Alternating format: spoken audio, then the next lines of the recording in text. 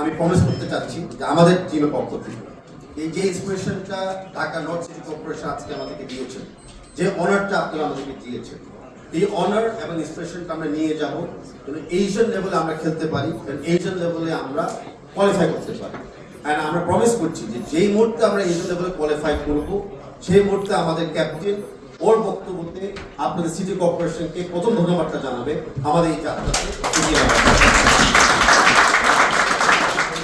City কর্পোরেশনের কথা বলেছি, সিটি কর্পোরেশন এখন কার নেতৃত্ব করছে?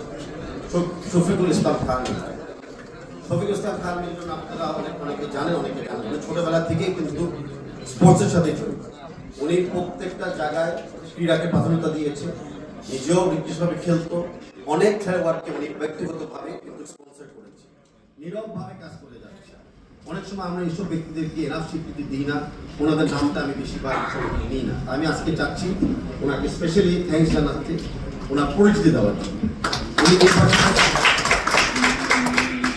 যখন নির্বাচন করতে গিয়েছিল, ওনার নির্বাচনী প্রত্যেকটা বক্তৃতাতে কিন্তু ক্রীড়া দিয়ে শুরু করেছিল এবং ক্রীড়ার মাধ্যমে কেন্দ্রে শহর ডেভেলপ করবে, শহরের মানুষকে ডেভেলপ করবে, সমাজ ডেভেলপ করবে, সেটা ওনার একটা ম্যানিফেস্টোর পিলার ছিল। আমি আশা করি ওনার এই যে দায়িত্ব পালন করছে সেই দায়িত্ব অলরেডি আমরা দেখতে পাবো। আমরা অলরেডি পেপার পত্রিকাতে দেখছি উনি চেষ্টা করতেছে রোড জাম জট দোকান থেকে উন্মুক্ত করার জন্য, উনি চেষ্টা করতেছে বাইপাস রোড ক্রিয়েট করার জন্য। ওনার অল্প সময় অলরেডি আমরা 6টা মাঠ পেয়ে যাচ্ছি খেলাধুলার জন্য। আই এম শিওর ধারাবাহিকভাবে আরও মাটিতে হোক বা কারো ছাদের উপরে হোক আমরা দেখতে পারবো। তো এরকম ক্রীড়াবিদই আমাদের দরকার ছিল, এরকম ড্রিমার আমাদের দরকার ছিল। আমরা ধন্যবাদ জানাচ্ছি মাননীয় প্রধানমন্ত্রীকে যে এরকম একটা ব্যক্তিকে যে ঢাকা নর্থ সিটি কর্পোরেশনের দায়িত্বতে দিয়েছে। এটাকে আমরা সকল উপকৃত হব, আর স্পোর্টস ওয়ার্ল্ড না, আমাদের সমস্ত শহরবাসী উপকৃত হব। আর সেটা খালি ছেলেরা না, আমি মেয়েদের কথাও বলতেছি ওভারঅল।